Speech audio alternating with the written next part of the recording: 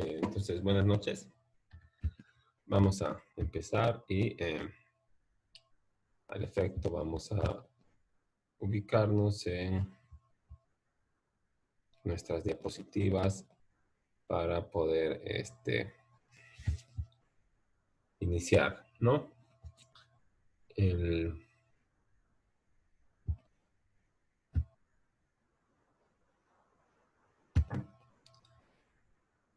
Entonces, vamos a esperar un minutito a que se conecten algunos compañeros más, ¿no? A efecto de poder empezar con la clase. Vamos a ver,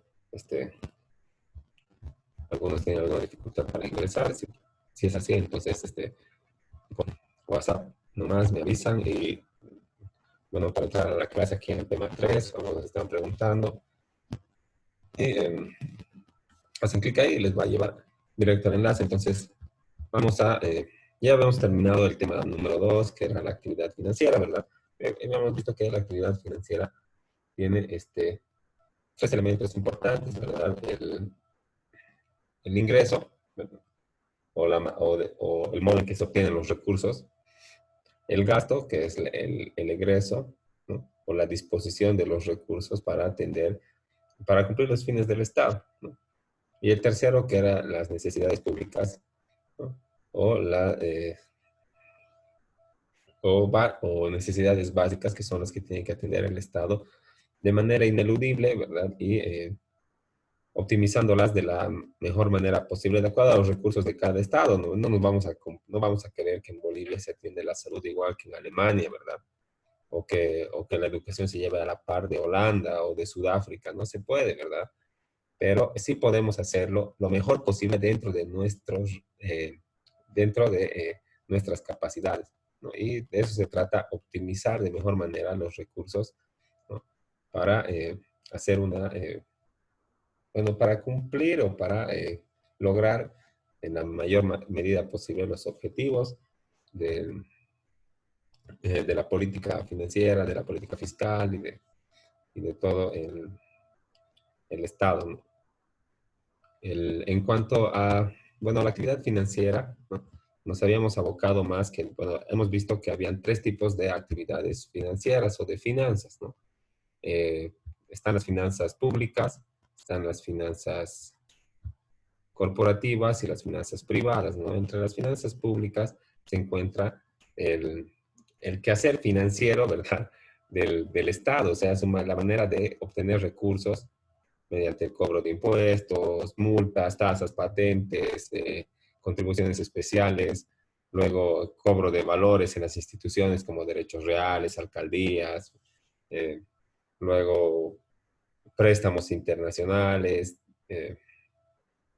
venta de bienes del Estado, ¿no? Y así. Y bueno, su gasto va dirigido obviamente al interés público, ¿no? Para la atención de las necesidades y a diferencia de estas finanzas de las públicas, que es las que vamos a ver, también estaban las corporativas, que lo que buscan es nada más generar un valor para la empresa y poder bueno, reinvertir este valor o utilidad que se genera en una gestión fiscal para que la empresa crezca, ¿verdad? Y que el resto de las utilidades se repartan de manera de excedente entre los socios, ¿no? Entre los accionistas. Y las finanzas privadas, que lo que hacen es atender las necesidades de un grupo, de una persona, de un grupo reducido de estas, como es una unidad familiar, ¿no? Pero lo que importa a la materia es el ingreso público y el gasto público y cómo se programa, ¿no? Eso es lo que nos importa como derecho financiero, ¿no? Porque las finanzas privadas están reguladas por el derecho civil, ¿verdad? Las personas naturales, ¿no?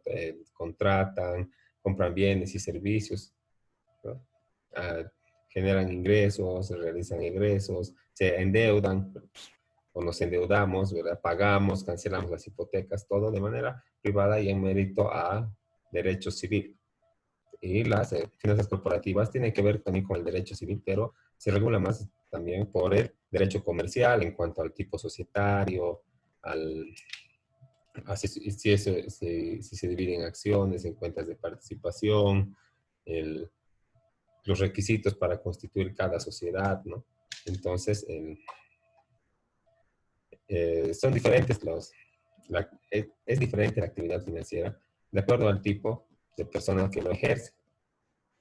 Pero ahora, y tomando en cuenta lo que es importante para la materia, nos vamos a referir a los ingresos públicos, el gasto público y el presupuesto. ¿Okay? Entonces,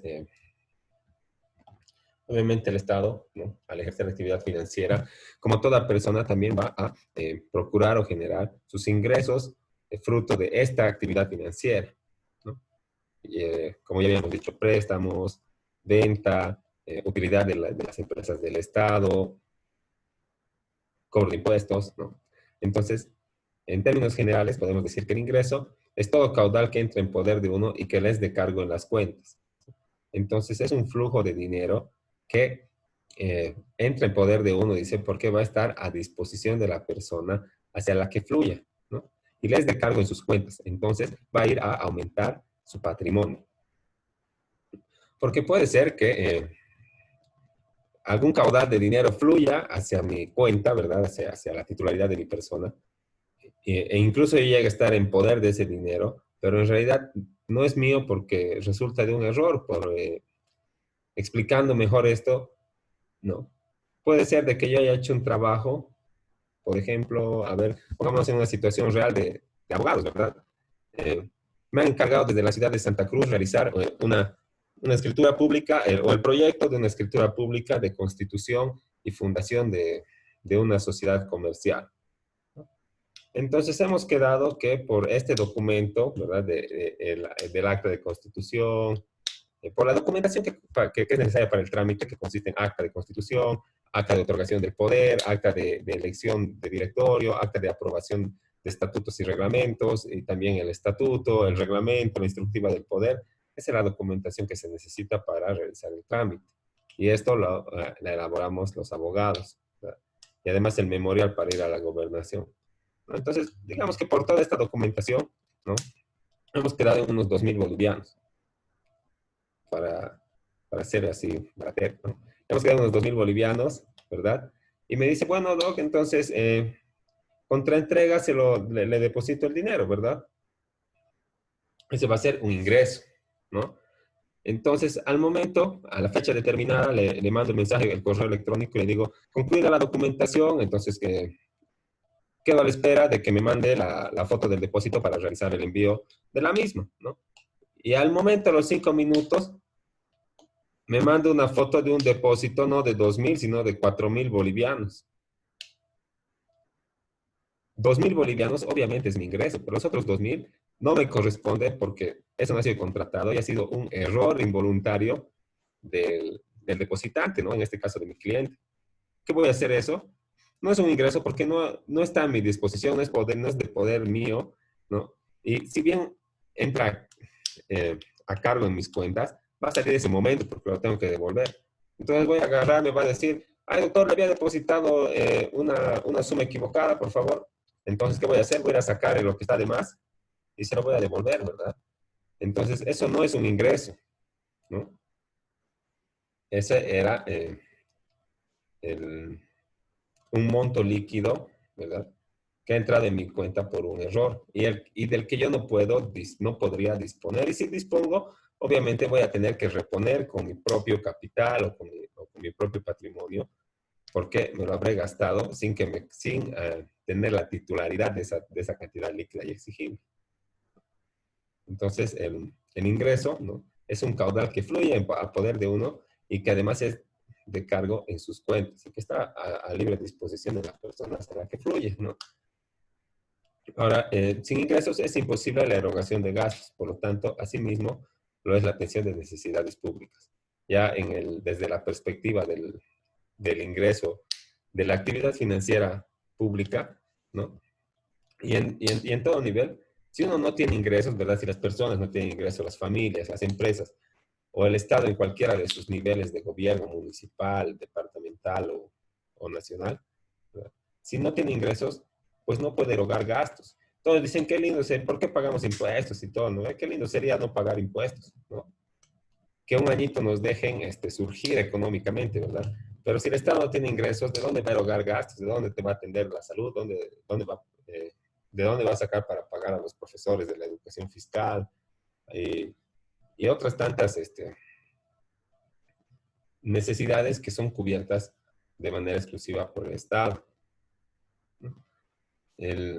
Por lo que es necesario que el Estado, para la atención de las necesidades públicas, genere sus propios ingresos, y esto lo hace a través de la coerción, ¿verdad? Porque no,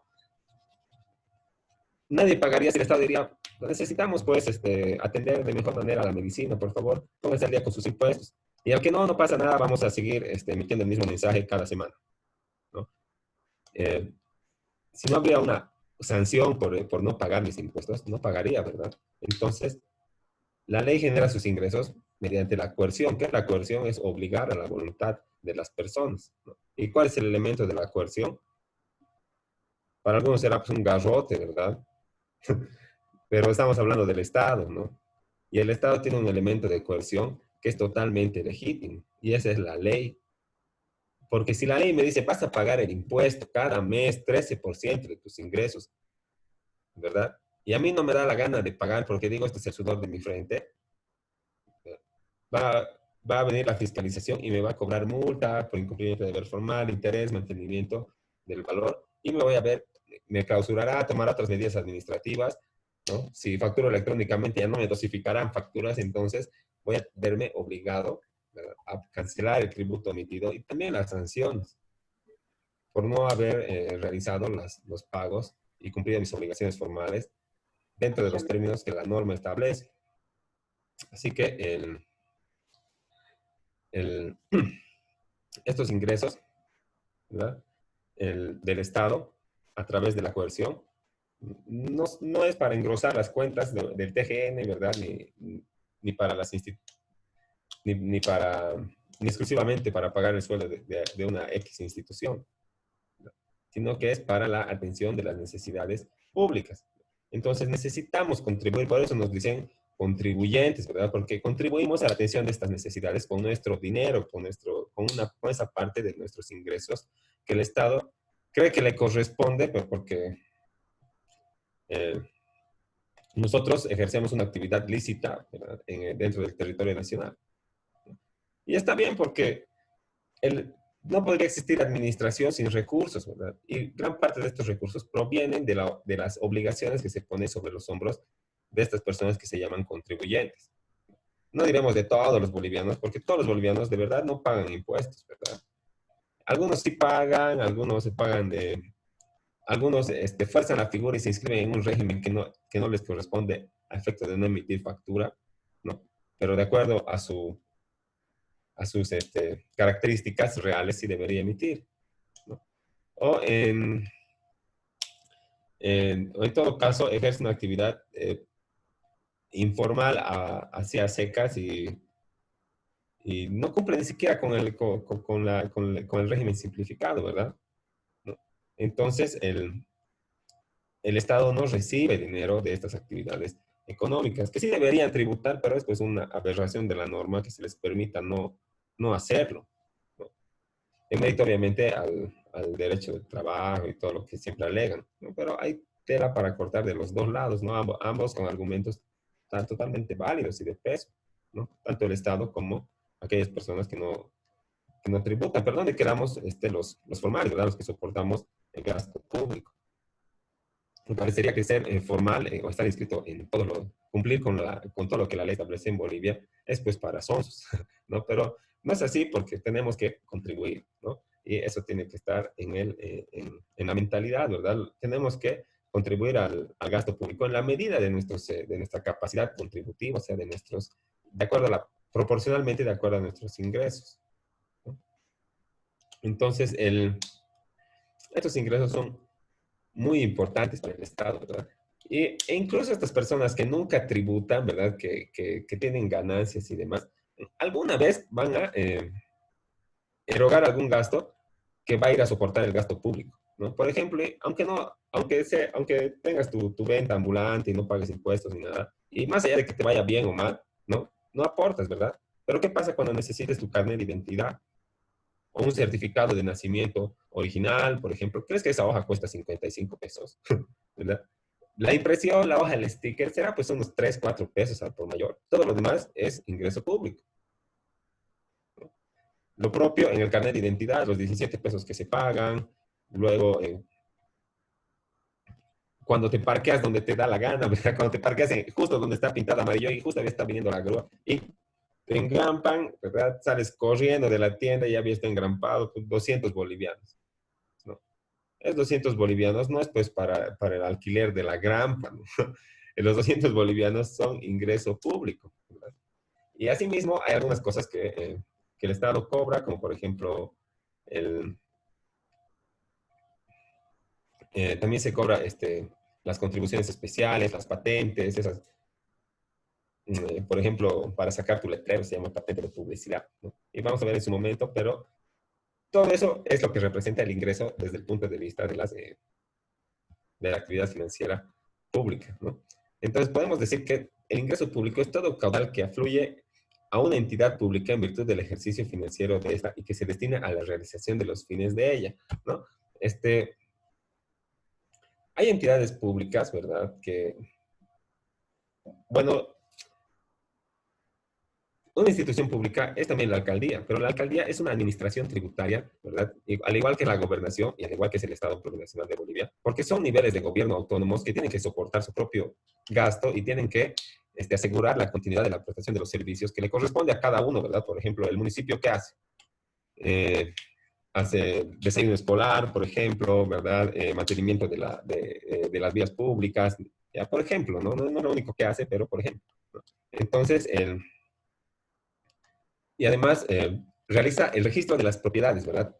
En tu subalcaldía vas a ir a pagar cuando te compres una casa, en tu subalcaldía vas a ir a tramitar cuando te compres un auto, una moto. Entonces, ¿qué vas a hacer? Vas a pagar valorados, ¿verdad? Ahora, todos estos ingresos, obviamente, fluyen, ¿no? Hacia una institución pública. En el caso de las alcaldías, para poder dar la continuidad de la administración, que es un término un poco más general, ¿verdad? Pero cuando fluye el caudal de dinero hacia una institución determinada, esta institución, como la aduana nacional, por ejemplo, el, o la dirección del notariado plurinacional o de los notarios, es pues autárquica, ¿no? Y cuando dice autárquica, ¿qué quiere decir? Que va a tener ejercicio financiero, o sea, va a cobrar sus propios valorados, tasas, patentes, timbres y esas cosas. Y la actividad financiera, ¿verdad? O sea, los ingresos que pueda procurarse de la prestación de sus servicios, ¿verdad? Del certificado de catastro, por ejemplo, cuesta 36 pesos los valorados, nomás después tienes que ir a dejar un timbre de 10, copias legalizadas y todo, ¿verdad? Todos estos ingresos tienen que destinarse de manera exclusiva para soportar la continuidad del servicio de esta institución, ¿no? Tienen que pagar los sueldos de esa institución, tiene que pagar servicios básicos. Tal vez no es un bien municipal en el que esté emplazada la institución y tiene que pagar alquiler, ¿verdad? Luego tiene que adquirir siempre recursos, digamos, mobiliario, ¿verdad? O algunos enseres de limpieza o material de escritorio, ¿no? Entonces todo eso se cubre con los propios ingresos que genera esta institución.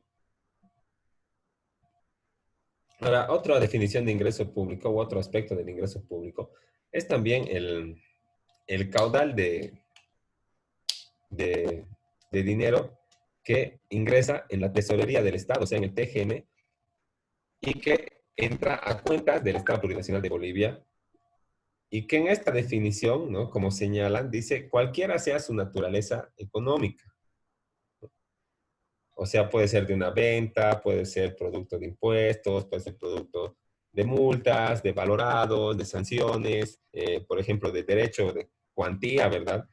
Dicen que la justicia es gratuita, ¿verdad? Pero cuando uno va a reclamar una deuda, por ejemplo, a mí me deben 10.000 bolivianos y quiero hacer el juicio porque no me paga, voy a ir a pagar una cuantía, el 4% de esos 10.000 bolivianos, para que el juez me oiga, se pronuncie sobre mi demanda. ¿Dónde está la gratuidad?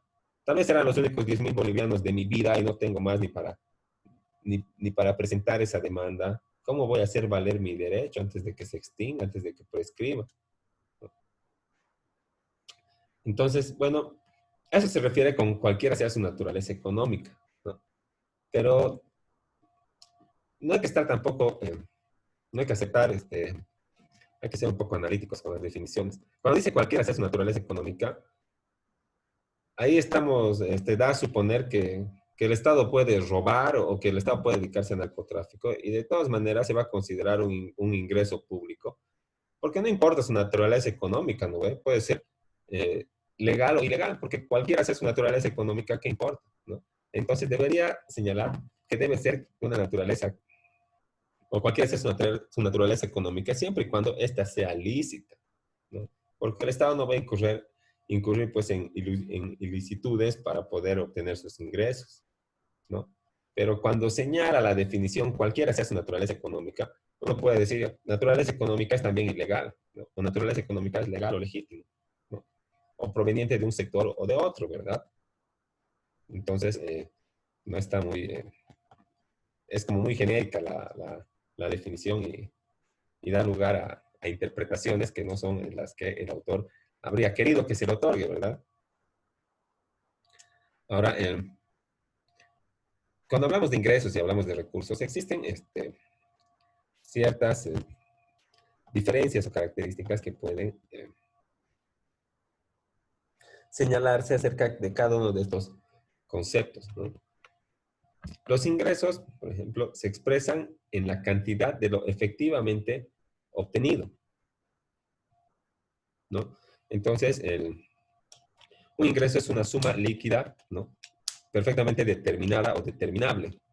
Mientras tanto, los recursos se encuentran representados por toda la riqueza acumulada que potencialmente podría generar ingresos, ¿no? Entonces, los ingresos son solamente líquidos, ¿verdad? Pero los recursos no solamente son líquidos, sino es cualquier otro bien que sea susceptible de una valoración económica, ¿no? Y este conjunto de bienes, más el dinero, representan una riqueza acumulada, ¿no? Puede ser, por ejemplo, que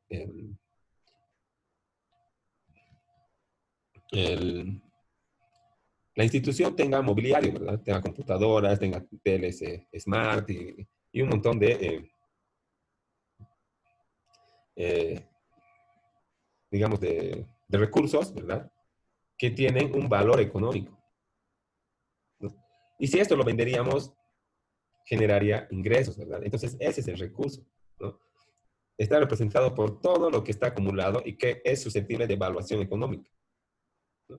Y esto se llama una riqueza, ¿no? Entonces, la riqueza, por su parte, se refiere a cualquier cosa u objeto que tenga un valor en el mercado y que pueda intercambiarse contra el dinero, ¿no? Entonces, cualquier cosa que pueda venderse, ¿no? Cualquier objeto que esté en nuestro poder y que tenga un valor de mercado. Entonces, eso para puntualizar lo que es el ingreso, ¿no? Con, en contraste con los recursos públicos y la riqueza, ¿no? Y los recursos, bueno, los ingresos públicos ya hemos dicho que se dan por diferentes conceptos, pero siempre representan una cantidad de dinero, ¿verdad? ¿O quién paga al Estado sus impuestos con arroz, digamos? O cuando debes así multas excesivas o el impuesto a la transferencia básica, y lo dejas tu auto ahí en la puerta de la alcaldía y le dices, cóbrense los impuestos, ya no quiero saber, igual va a seguir en proceso, ¿no? Entonces, hasta que tú deposites una cantidad líquida, ¿no? A favor de esta institución, entonces los ingresos solamente pueden ser en dinero, ¿no? Entonces, expresan una cantidad líquida obtenida, ¿no? Ahora, los recursos, hay varios tipos de recursos, entonces representan toda la riqueza acumulada, que a su vez la riqueza, ¿verdad? Hace referencia a cualquier objeto que sea susceptible de valoración económica, o sea, que tenga un valor en el mercado, en otras palabras, que pueda ser vendido por un precio. Y este precio va a ir también a, el- bueno, a engrosar, ¿no? el monto de los ingresos públicos. Y además tenemos también las utilidades de las empresas públicas y otros que van haciendo cada vez crecer y crecer y crecer un poco más el monto de ingresos públicos para que la siguiente gestión se atiendan las necesidades que se van a ir identificando y presupuestando, ¿verdad? Para que, de acuerdo a las partidas presupuestarias, vayan atendiéndose, ¿no? Y también pueden variar las partidas presupuestarias, ¿no? Cuando existe una emergencia, como por ejemplo ahora, ¿verdad? Que que todo el presupuesto, ¿no? Gran parte de este se está destinando al sector salud, ¿no? El sector salud es una partida de entre muchas otras que existen y de las cuales tiene que hacerse cargo el Estado de manera regular y continua. Pero ahora, como hay una crisis sanitaria, se han reconducido los presupuestos hacia esa partida. Entonces, en casos excepcionales sí se puede hacer eso, pero por lo general hay que seguir el plan de acción que es el presupuesto. Ahora, el ingreso público tiene elementos constitutivos, ¿verdad? Que destacan, ¿no? De otros tipos de ingreso, como el corporativo y el privado, ¿no? Los elementos del ingreso público son el recurso, el régimen jurídico y el interés social. Y como ya se nos va a acabar el tiempo ahorita, ¿no? Eso vamos a revisarlo a la vuelta del receso, nos daremos 15 minutitos, ¿no? Para poder grabar el video y todo lo demás, y también para un descanso, y luego volvemos en 15 minutos.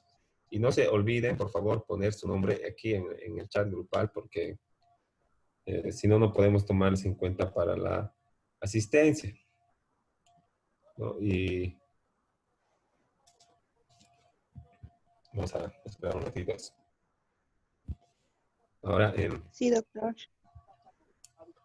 vamos a ir avanzando después del receso. Esperemos terminar para luego poder hacer el tema 4, que es el presupuesto, el 5, que son las empresas públicas, las sociedades de economía mixta, ¿no? Y de ahí, después de eso, ya empezamos con lo que es el derecho tributario propiamente. Entonces, nos vemos en 15 minutitos y yo les comparto el enlace ahí en el Moodle, y para los que no tengan acceso todavía mediante WhatsApp, ¿ok? Entonces, en 15 minutitos nos encontramos de vuelta por acá. Hasta luego. Está bien, doctor. Está bien, doctor.